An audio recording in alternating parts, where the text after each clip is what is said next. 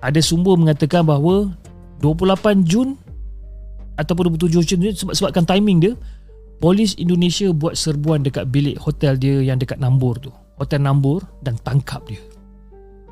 Bila diorang geledah barang-barang dia, geledah beg dan sebagainya, jumpalah barang kemas, jam tangan, 3 telefon bimbit, ada laptop, ada wang tunai, orang kata Singapore punya currency, kan? Ada Indonesian punya currency.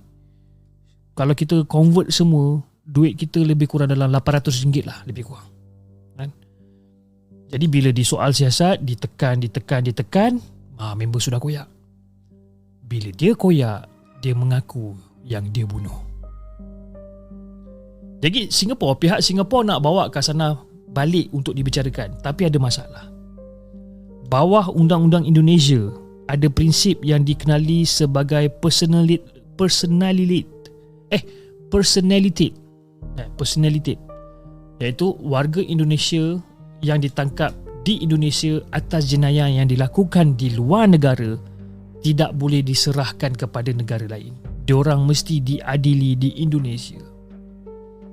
Jadi Singapura dan juga Indonesia ni memang dah ada perjanjian ekstradisi yang ditandatangani pada tahun 2007. Tapi pada 2017, Parlimen Indonesia belum rectify lagi benda ni. Jadi perjanjian tu tak ada kesan undang-undang lah.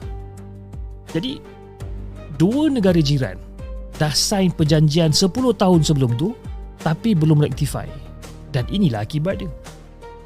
Maka Kasanah akan kekal dekat Indonesia untuk diadili.